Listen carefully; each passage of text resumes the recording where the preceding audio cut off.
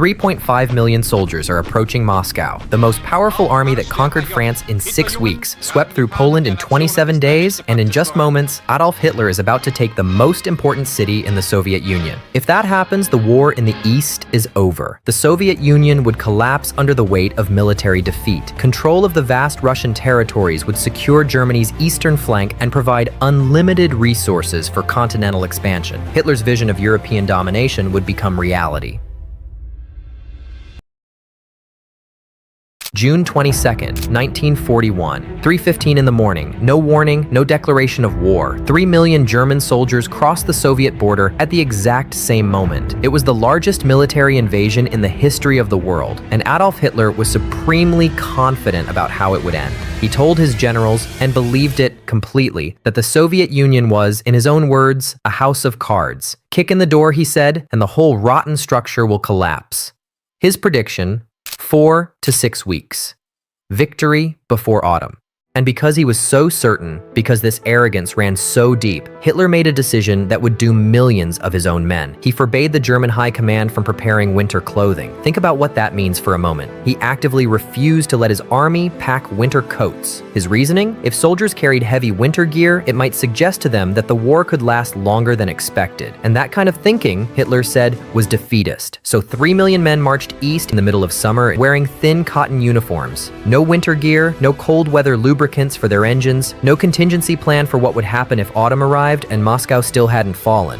At first, it seemed like it was going to work. Soviet forces were overwhelmed. Entire armies were surrounded and destroyed within days. Hundreds of thousands of prisoners were taken in the opening weeks alone. By September, the Germans had driven nearly 1,000 kilometers into Soviet territory. They had captured Kiev, just one of the most strategic cities in the USSR, and directly ahead of them, Moscow, the capital, the prize, the end of the war.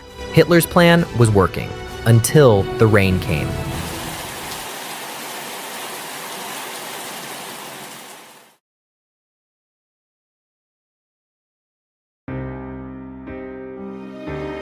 October 1941, and the German Blitzkrieg, lightning war, ground to a halt. Not because of anything the Soviets did, not because of artillery or aircraft or a brilliant defensive line, because of mud. The Russians had a word for it: Rasputitsa, the quagmire season.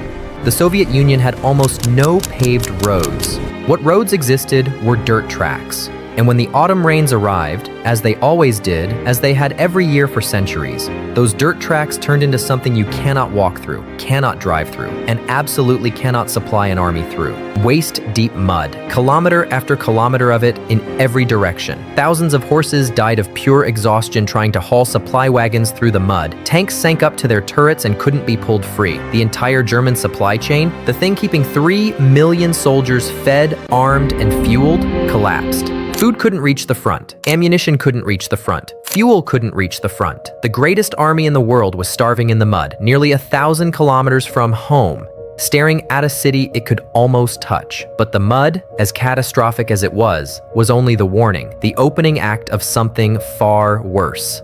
November arrived. The ground froze solid. The Germans breathed again. Finally, they could move. They pushed toward Moscow. They were almost there, and then the real winter began. Frostbite spread through the ranks faster than any bullet. Fingers went black and had to be removed. Toes, noses, ears. At one point, German military records show more soldiers being admitted to field hospitals for frostbite than for combat wounds. The cold was a more effective enemy than the entire Red Army. But it didn't just break the men. It broke the machines. German engineering was, in many ways, the finest in the world at the time. Precision machined parts, tight tolerances, everything fitted perfectly. And that precision, that same precision that made German tanks and weapons so effective, became their fatal flaw in extreme cold. When the temperature dropped to -40, the oil in tank engines froze solid. The parts that were supposed to move through it couldn't. They fused together. To start a tank engine, German crews had to crawl underneath their vehicles and light fires, actual open fires, to melt the oil enough to turn the engine over. Sometimes this took hours, and lighting a fire under your 60-ton tank in enemy territory, that is not a military tactic. That is desperation. The rifles were no better. The lubricant in the firing mechanisms turned into thick glue in the cold. A German soldier would take aim, pull the trigger, nothing. Just a click, synthetic rubber tires on supply trucks became brittle and shattered like ceramic. Firing pins on rifles snapped. Machine guns seized mid-battle. The war machine that had terrified the world was falling apart, not from enemy fire, but from temperature. Now, here is where this story takes a turn that sounds like something from a film. While the Germans were freezing 12 miles from the Kremlin, their weapons jammed, their tanks unable to start, their soldiers dying of cold faster than enemy fire, Stalin was sitting on a secret. Deep in Siberia, thousands of kilometers to the east, he had 40 fresh, elite divisions waiting, battle-hardened soldiers, well-fed, well-supplied, and they had spent their entire careers training in exactly this kind of cold. But Stalin hadn't moved them, because he was terrified of Japan. Japan, Germany's ally, had a massive army sitting in Manchuria, right on the Soviet eastern border. If Japan attacked from the east while Germany pushed from the west, the Soviet Union would be caught in a vice. It would be finished, so those Siberian divisions stayed in place, waiting, watching the horizon. Then, in October 1941, a Soviet spy operating deep inside Tokyo, inside a man named Richard Sorge, sent a coded message that would change the entire course of the war. The message was brief. Japan is not moving north toward Russia. Japan is moving south, toward the United States, toward the Pacific. Stalin's eastern flank was safe. He made the decision immediately. Move the Siberian divisions west, all 40 of them, by rail, now. On December 5th, 1941, with German soldiers frozen and exhausted, their weapons jammed, their tanks unable to start, standing 12 miles from a victory they could almost touch, the Siberian divisions arrived. They emerged from the blizzard like ghosts, quilted uniforms and felt boots, Valenki, that kept them warm at -40, white camouflage that made them invisible against the snow, skis so they could move through terrain the Germans couldn't cross on foot, and T-34 tanks with wide tracks, specifically designed so they wouldn't sink in deep snowdrifts. 1 million Soviet soldiers along a 1,000-kilometer front against an army that could barely function. The Germans had no answer. They were pushed back 60 miles, 100 miles, in some sectors 150 miles from where they had stood. And this was the moment, the first time in the entire Second World War, the first time since Hitler had unleashed his war machine on the world, the Nazi army had been defeated, beaten, forced to retreat. The myth of German invincibility, the thing that had made countries surrender without a fight, that had caused generals across Europe to simply give up, was dead, buried under several feet of Russian snow. Hitler's response was to do what he always did when reality contradicted him: blame everyone else. He fired his top generals. He took personal command of the army himself. And he told himself, and the German people, that next time would be different. It wasn't. 1 year later, at Stalingrad, the exact same story played out again. The same overconfidence, the same brutal winter, the same catastrophic unpreparedness. An entire German army, 300,000 men, surrounded, frozen, and eventually forced into the largest surrender in German military history.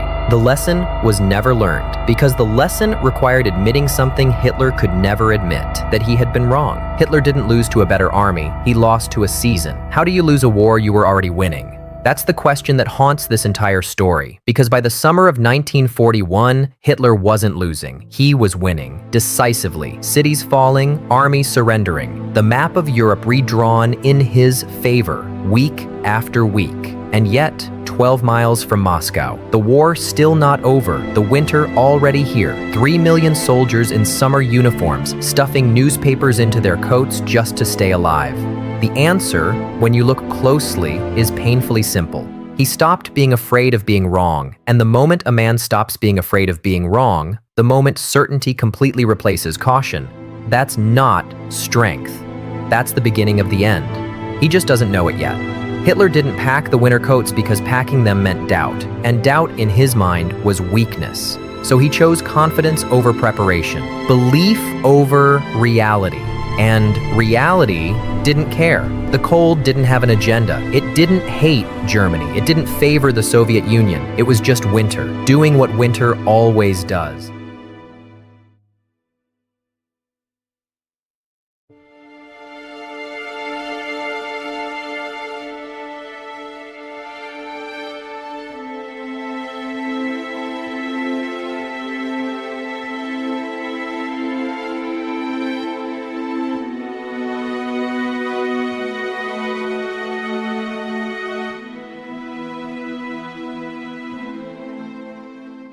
A woman sits in a hospital bed, staring at the floor. Her eyes are red, tears keep falling, but she makes no sound. In the corner, a policeman stands guard so she cannot leave. The door opens. A doctor walks in carrying a syringe, a long sterilization needle.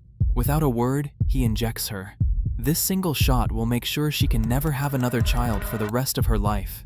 She is not alone. This same hospital has more than 20,000 women on the waiting list for the exact same procedure. Some are dragged in by officials, some are brought by force, some come quietly, broken and afraid. But what really happened to cause this moment? In absolute numbers, there are 33 million more men than women in China today. There is a lot going on with China right now. Chinese Communist Party has announced that Chinese couples, wherever they live, countries from great-great-grandmother down through 5 generations, this family is a perfect example of China's population crisis.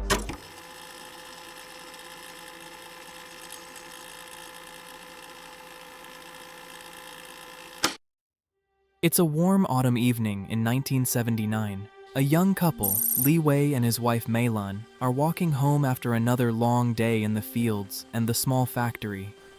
Their first daughter, little Xia, is riding on her father's shoulders, laughing at the fireflies. Meilan is 7 months pregnant with their second child. They're tired, but hopeful. Another mouth to feed, yes, but also another pair of hands for the rice paddies when the child grows up. They talk quietly about names. If it's a boy, they'll call him Strong Pillar. Life feels normal. They have no idea that in the next 24 hours, everything they believe about family, about the future, about China itself, is about to be rewritten by a single needle. The next morning, Meilan is called to the village clinic. She thinks it's a routine checkup. Instead, 2 officials in gray uniforms are waiting. One of them speaks without emotion. "Comrade, the Central Committee has decided. The country has a new rule. 1 family, 1 child. You already have your daughter. You must be sterilized today. It is for the good of the nation." Meilan freezes. She is still pregnant with the second child. They don't wait for her to understand. The nurse gives her the injection. A simple sterilization shot that will end her ability to have more children. No anesthesia, no real explanation. Just the sharp prick, and the quiet realization that her body no longer belongs only to her. She walks home that afternoon in silence, holding her belly. Li Wei meets her at the door. One look at her face, and he knows. That night, the couple sits in their small brick house, staring at the flickering oil lamp. They don't speak much. They just hold each other, and wonder what kind of country would do this to its own people. Let me take you back just a little further. September 25th, 1980. Where advertising is very rare, these are the posters that can be seen over and over again on the city streets, displayed as part of the massive publicity drive that the government hopes will persuade the population to adopt the one-child policy. The Central Committee of the Communist Party publishes an open letter to every party member and every citizen. China's population is exploding toward 1 billion. Food is scarce. Jobs are scarce. Deng Xiaoping and the new leaders look at the numbers and make a cold calculation. If we don't stop this now, the dream of a modern, powerful China will die before it begins. The rule is simple on paper: 1 child per couple. Urban families get almost no exceptions. Rural families sometimes get a second if the first is a girl, but only after paying a heavy fine and waiting years. Propaganda floods the country. Posters go up in every village. 1 child is good for the mother, good for the nation.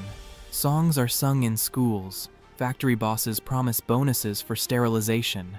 But nobody, not even the leaders, truly knows what the long-term outcome will be. They are gambling with 800 million lives, hoping this one law will be the key that unlocks China's greatness. How did ordinary people react? In the cities, most complied. They were scared. Jobs, housing, and promotions depended on it. 90% of urban couples signed the one-child pledge within months. In the countryside, like Meilan's village, it was different. People whispered at night. Some hid pregnancies. Others paid huge fines they could barely afford. A few women ran away to distant relatives until the baby was born. Enforcement was brutal in places. Local officials, desperate to meet quotas, dragged women from their homes for late-term abortions. Sterilization campaigns swept through provinces. In some counties, the same midwife who once delivered babies was now ordered to perform thousands of procedures she hated.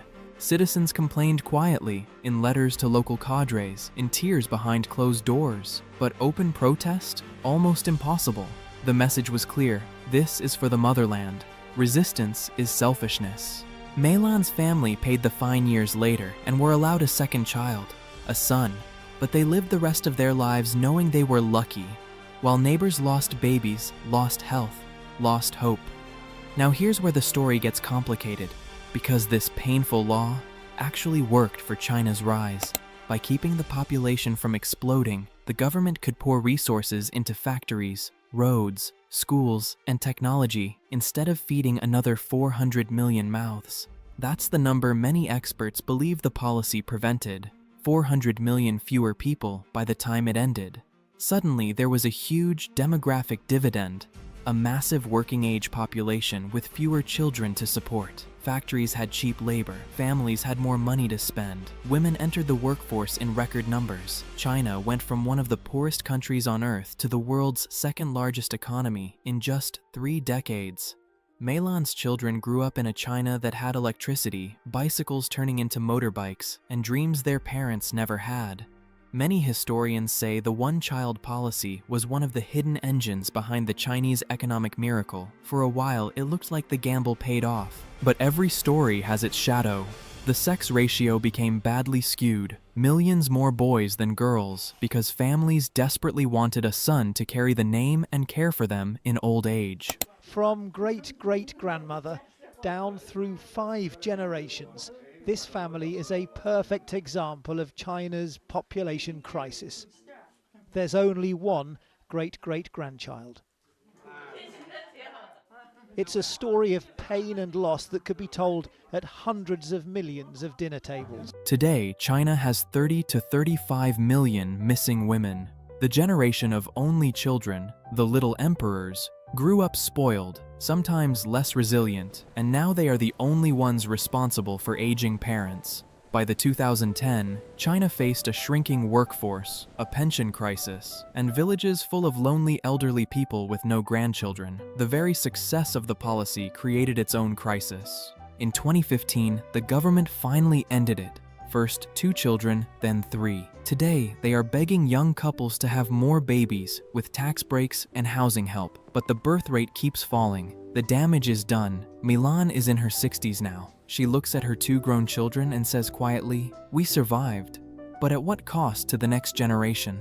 So, was this needle, this law, the thing that brought China to its greatness today? Some economists say yes, it bought precious time. Others say China would have modernized anyway, and the human price was too high. What we do know is this.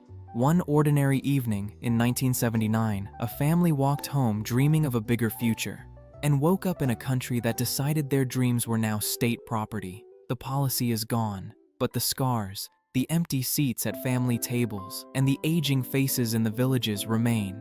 And China, richer, stronger, more powerful than ever, is still living with the consequences of that single fateful decision. That is how one needle changed an entire nation.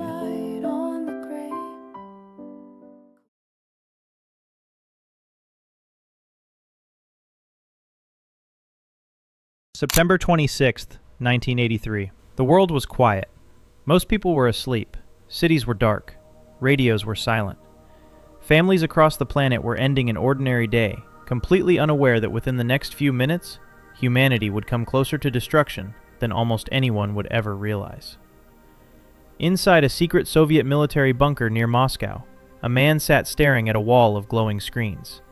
His name was Stanislav Petrov. His job was simple, at least on paper. If the United States launched nuclear missiles toward the Soviet Union, Petrov would be one of the first people on Earth to know. His responsibility was to report the attack immediately up the chain of command, and once that report was made, the Soviet leadership would have only minutes to respond. Because during the Cold War, hesitation could mean the destruction of an entire country. The Soviet Union had built an early warning system designed to detect incoming nuclear missiles. Satellites in orbit constantly scanned the United States, watching for the bright flash of missile launches. If those satellites detected a launch, alarms would sound instantly. And once that happened, everything depended on the officer on duty. That night, that officer was Petrov. It had been a tense few weeks between the United States and the Soviet Union. Earlier that month, Soviet forces had shot down a Korean passenger plane that had accidentally entered Soviet airspace. Hundreds of civilians died. The world was furious. Both superpowers were already suspicious of each other, but now the atmosphere was even worse. Politicians on both sides feared the other might strike first. Everyone was on edge. Inside the bunker, Petrov and his team monitored the satellite system like they did every night. Rows of computers hummed quietly. Green lights flickered across control panels. Military officers quietly watched their screens. For hours, nothing happened. Just another normal shift. Until suddenly, one of the computers screamed. A loud alarm shattered the silence of the control room. Red letters flashed across the giant display. Missile launch detected. For a moment, no one moved. Then the system updated. The computer showed something terrifying. A nuclear missile had been launched from the United States. Every person in the room turned toward Petrov.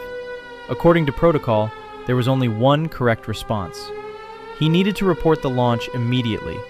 If the system was correct, the Soviet Union had only minutes before the missile arrived. That meant Soviet leaders would need to launch their own nuclear missiles immediately in retaliation. Because if they waited too long, their own weapons might be destroyed before they could be fired. This strategy was known as mutually assured destruction. Both sides knew that if nuclear war started, it wouldn't end. But the alarm kept ringing. Petrov stared at the screen. Something felt wrong. Then the computer updated again. Another alert appeared. A second missile had been launched. Then a third. Then a fourth. Then a fifth. The system now showed 5 incoming nuclear missiles heading toward the Soviet Union. The room became tense. Military officers began reporting the alerts to other departments. Phones rang. Computers flashed warnings. Everything was happening exactly the way the system was designed. But Petrov didn't move. He kept staring at the screen. According to the machines, the United States had just launched a nuclear attack. But something about it didn't make sense. If the United States were going to start a nuclear war, why would they launch only 5 missiles? In a real first strike, they would launch hundreds, maybe thousands. 5 missiles would accomplish nothing. Petrov felt a knot forming in his stomach. The computer system was new. It had only been installed recently. Very few people truly understood how reliable it was. It had never faced a real situation like this before. But the protocol was clear. If the system detected a launch, he must report it. And once that report reached Soviet leadership, events would move quickly, very quickly. Within minutes, the Soviet Union could launch its entire nuclear arsenal. Thousands of missiles, each one capable of destroying entire cities. If that happened, the United States would detect those launches and respond the same way. Within an hour, much of the planet could be unrecognizable. Petrov wiped sweat from his forehead. The alarms kept screaming. The system insisted the missiles were real. His fellow officers looked at him, waiting. One decision. That was all it took. Petrov knew what the rules said. But rules were written by people, and people could be wrong. He asked his team to check the ground radar systems. Those radars would eventually detect incoming missiles once they crossed a certain distance. But radar detection would take time, and time was something the system wasn't supposed to wait for. According to protocol, the satellite warning alone was enough. Still, Petrov hesitated. Minutes passed. Every second felt heavier than the last. Some officers believed the attack was real. Others were unsure. The computer, however, was absolutely confident. 5 nuclear missiles, already on their way. Petrov felt the weight of the entire world pressing down on him. If he reported the attack and the system was wrong, it could start a nuclear war. But if he ignored the warning and the missiles were real, millions of Soviet citizens could die. Either way, the consequences were unimaginable. The bunker felt smaller with every passing moment. The alarms continued. The red warning lights kept flashing. Petrov looked again at the screen. 5 missiles. Only 5. He leaned back in his chair and made a decision that went directly against his training, against protocol, against everything the system told him to do. He picked up the phone and reported something unexpected. He told his superiors that the warning system was malfunctioning, not an attack, a mistake. It was an enormous gamble, because if Petrov was wrong, history would remember him as the man who ignored the beginning of nuclear war. But if he was right, then the world might never even know how close it came to disaster. The bunker remained silent as everyone waited for the radar confirmation. Minutes passed, then more minutes. Every second stretched endlessly. The radar systems kept scanning the sky, looking for incoming missiles, looking for any sign that the satellites had been right. But the radars found nothing. No missiles, no attack, just empty sky. The silence inside the bunker slowly replaced the screaming alarms. Officers stared at their screens, waiting for something, anything, to appear on the radar systems. But the radars continued to show the same result. Nothing. No incoming objects, no missile trajectories, no nuclear warheads crossing the horizon, just empty sky. Minutes earlier, the satellite system had been absolutely certain that 5 American nuclear missiles were on their way toward the Soviet Union. The computer had shown clear launch detections. The alarms had followed protocol perfectly. Yet the radar systems, the final confirmation, showed nothing. The attack that the machines had warned about simply did not exist. Inside the control room, the tension slowly began to dissolve. The flashing red warnings stopped. The alarms finally went silent. Officers looked at each other, unsure what to say. Some of them had been preparing for the beginning of nuclear war just moments earlier. Now they were sitting in the same quiet bunker, listening to the low hum of machines and ventilation systems. At the center of it all sat Stanislav Petrov. He had just made the most important decision of his life, and possibly one of the most important decisions in human history. Because if Petrov had followed the rules exactly as written, things might have unfolded very differently. The protocol was clear. If the satellite system detected missile launches, the officer on duty had to report it immediately as a confirmed nuclear attack. That report would travel quickly through the Soviet military command structure. Within minutes, it could reach the highest levels of leadership. And during the Cold War, those leaders had their own protocols. They would have only a short window of time to decide whether to launch a retaliatory strike. If they believed an American attack was underway, they would likely respond with overwhelming force. Hundreds, possibly thousands of nuclear missiles, each one capable of destroying an entire city. If those missiles launched, the United States would detect them almost immediately, and then the American response would follow. Another wave of nuclear weapons, another devastating strike. Within less than an hour, both countries could suffer catastrophic destruction, and the rest of the world would not escape the consequences. Cities would burn, governments would collapse, millions of people could die within days, all triggered by a chain of decisions that began with a single alarm in a Soviet bunker. But that chain had been broken, not by a computer, not by a system, by one man. Petrov had trusted his instincts more than the machine in front of him. He had looked at the situation and asked a simple question. Why only 5 missiles? It didn't make sense as a first strike, and that small detail gave him just enough doubt to hesitate. That hesitation changed everything. Later investigations would finally uncover what had actually happened that night. The satellite system had not detected real missile launches. Instead, it had been fooled by something far more ordinary: sunlight. At that moment in late September, the position of the sun created a rare alignment between the Earth, the satellites, and high-altitude clouds over North America. Sunlight reflected off those clouds at just the right angle. To the satellite sensors, the reflection looked almost identical to the heat signature of missile launches. The system interpreted the reflections as rockets rising from American missile silos. It was a false alarm. A rare combination of sunlight and atmospheric conditions had tricked one of the most advanced military warning systems ever built. And the system had done exactly what it was programmed to do. It sounded the alarm. But machines cannot question themselves. Machines cannot doubt their own conclusions. That responsibility fell to the human being watching the screen. And that night, the human in charge was Petrov. In the days that followed, the Soviet military quietly investigated the incident. They reviewed the satellite data. They analyzed the radar results. Eventually, they confirmed the truth. There had never been any missiles, no American attack. just a technical misunderstanding of sunlight in space. For the Soviet military, the event was deeply embarrassing. Their expensive early warning system had made a serious mistake. Even worse, the situation had relied entirely on one officer's judgment, so the incident was kept secret. There were no celebrations, no public recognition. In fact, Petrov was not rewarded for his decision. Instead, he was quietly criticized for not following official procedures exactly as written. Military leaders preferred systems that followed strict rules. Petrov had taken a risk, even though it turned out to be the correct one. Over time, he eventually left the military and returned to a quiet civilian life. For years, almost no one outside the Soviet system knew what had happened inside that bunker. The world continued moving forward, unaware that it had come within minutes of nuclear catastrophe. It wasn't until the 1990s, after the Soviet Union had collapsed, that the story finally became public. A former Soviet general revealed the details of the incident.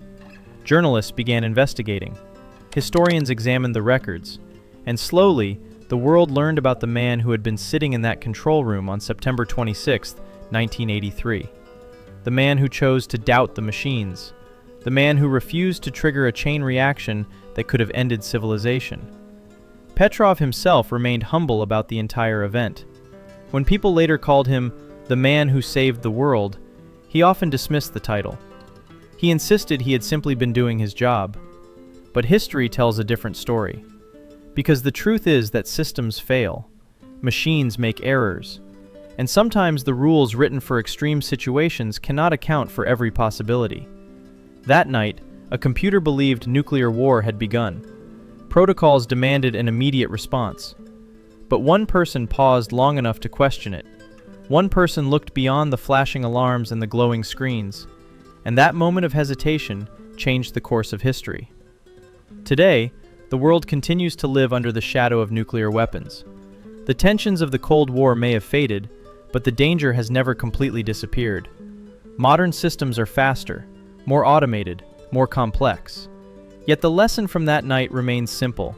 Sometimes the difference between disaster and survival comes down to a single decision, a single moment, a single human being willing to trust their judgment. On September 26, 1983, that human being was Stanislav Petrov. And because of the choice he made in a quiet underground bunker near Moscow, billions of people woke up the next morning without ever knowing how close the world had come to ending.